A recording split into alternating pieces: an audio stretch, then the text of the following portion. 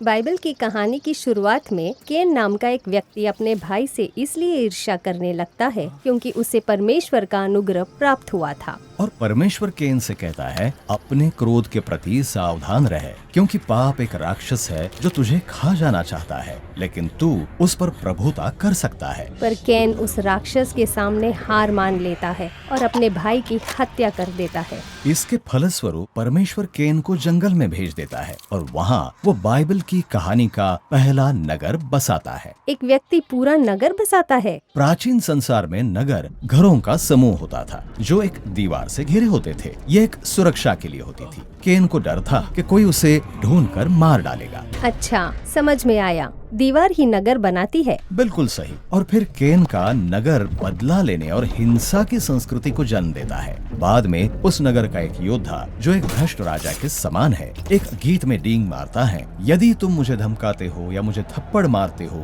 या मेरे सम्मान को ठेस पहुंचाते हो तो मैं तुम्हें मार डालूंगा। केन के नगर में ऐसी ही मानसिकता काम करती थी। केन ने जिस राक्षस को अपने भीतर आकर रहने दिया था वो अब ऐसा राक्षस बन गया था जिसके भीतर लोग रहते थे। वो नगर अब बहुत बुरा बन गया था। लेकिन ऐसा होना जरूरी नहीं था। केन का नगर वो स्थान था जहाँ संगीत का आविष्कार हुआ, साथ ही धातुओं के कार्य और पशुपालन की शुरुआत भी वहीं हुई। अतः नगर एक ऐसा स्थान बन सकता है जहाँ हम सब के लिए भरपूरी उत्पन्न कर सकते हैं। लेकिन नगर को यदि पर्याप्त समय दिया जाए तो वो राक्षस आखिरकार उस पर कब्जा कर लेगा। बिल्कुल सही। अगले नगर के समान जिसकी स्थापना एक बड़े योद्धा राजा ने की थी, उसने अपने नाम को ऊंचा करने के लिए एक नगर का निर्माण किया जिसमें आकाश से बातें करने वाला एक गुम्मट था। ये बेबीलोन है जो एक दिन पूरी भूमि पर अपनी हिंसा फैलाएगा तथा अनेक जातियों को अपने अधीन कर लेगा। हाँ, बाइबल में बेबीलोन का स्वरूप एक दानव समान हिंसक मानवीय नगर का है और ये सब बहुत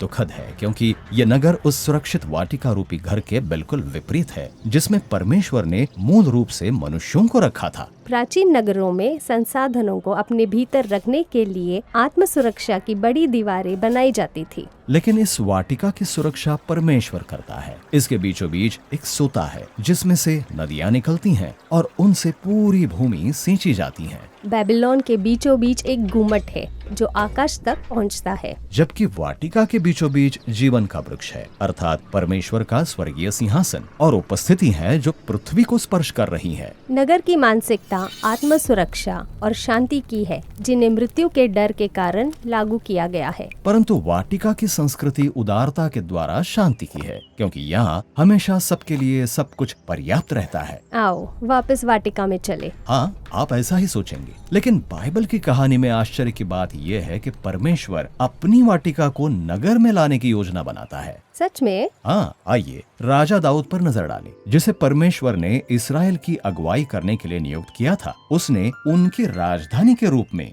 दाऊद के नगर यरूशलेम अर्थात सियोन पर्वत को चुना। बिल्कुल ठीक। और जब दाऊद परमेश्वर की उपस्थिति के सिंहासन को यरूशलेम लाता है तो ये नगर परमेश्वर के वाटिका रूपी नगर का स्वरूप बन जाता है। वहाँ सबके लिए बहुतायत है और शांति है, पर कुछ समय के लिए। सही कहा। जब तक कि दाऊद कैन जैसा नहीं बन जाता, वो अपने भीतर के राक्षस के सामने घुटने टेक देता है और अपने एक सैनिक की हत्या करवा देता है ताकि वो उसकी पत्नी को अपना बना सके। और इस प्रकार दाऊद के वंश के राजाओं के द्वारा यरूशलेम के भ्रष्टाचार की दुखद कहानी शुरू होती है। हालांकि कुछ राजा उस राक्षस को रोकने की कोशिश करते हैं, लेकिन अधिकांश उसके सामने घुटने टेक देते हैं और इस प्रकार ये वाटिका रूपी नगर लुटेरों का अड्डा बन जाता है जो लालच, हिंसा और अत्याचार से भरा हुआ है। और अंततः बेबीलोन, जो उनसे भी बड़ा राक्षस है, उन्हें निकाल बाहर करता है। शायद वाटिका रूपी नगर वास्तविक है ही नहीं, लेकिन इस्राएल के भविष्यवक्ताओं ने आशा बनाए रखी कि परमेश्वर एक दिन पृथ्वी पर अपना स्वर्गीय नगर बनाएगा जहाँ से नदियाँ बह निकलेंगी और जातियाँ भीतर आएंगी। वहाँ वाटिकाएं होंगी, भोज होंगे, शांति होगी और मृत्यु नहीं होगी। ये तो एक नए नगर से बढ़कर कुछ प्रतीत होता है। ये तो नई सृष्टि के भोर जैसे लगता है। हाँ बिल्कुल। और वास्तव में यही आशा हमें यीशु की कहानी तक लेकर आती है। यीशु के समय में यरूशलेम पर एक हिंसक राजा हेरोदस का शासन था और जब यीशु ने ये घोषणा करना शुरू किया कि परमेश्वर का स्वर्गीय राज्य पृथ्वी पर आ रहा है तो वो यरूशलेम या उसके अगुओं के पास भी नहीं गया।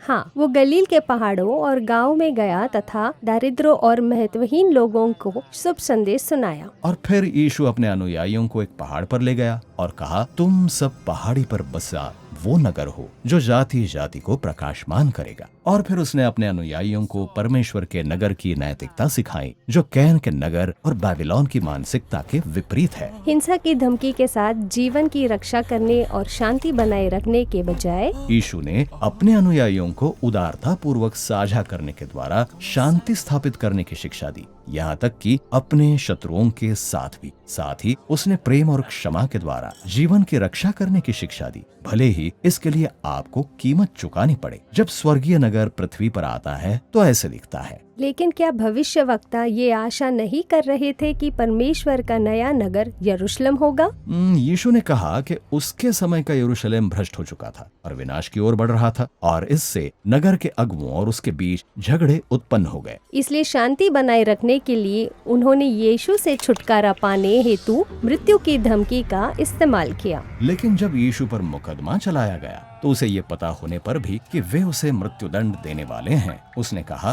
कि वो परमेश्वर के स्वर्गीय नगर के राजा के रूप में सिंहासन पर विराजमान होने वाला है। रुकिए, अपने शत्रुओं को ये अनुमति देकर कि वे आपको मार डाले, आप राजा नहीं बन सकते। हाँ, आप बन सकते हैं यदि आप मृत्यु से भी अधिक सामर्थ्यशाली है। वास्तव में केन के नगर की मानसिकता को बदलने का यही एकमात्र तरीका है, परमेश्वर के उस अनंत जीवन की सामर्थ्य पर भरोसा करने के द्वारा मृत्यु के भय पर विजय पाना जिसने यीशु को मृतकों में से जिलाया। ये वो सामर्थ्य है जो आज यीशु से निकलकर संसार में प्रवाहित होती है, और इसीलिए यीशु के आरंभिक अनुयायियों ने एक दूसरे को अपने नगरों की भलाई खोजने के लिए प्रेरित किया, और ये कार्य उन्होंने इस बात पर भरोसा रखते हुए किया कि उनकी सच्ची नागरिकता कहीं और की है। आपका मतलब है नया यरूशलेम जो परमेश्वर का नगर है। हाँ, और जब यीशु के अनुयायी इकट्ठा होते हैं और एक साथ साझा करते हैं तो वे आज ही वर्तमान में उस स्वर्गीय नगर के जीवन और प्रेम को अनुभव करना शुरू कर सकते हैं।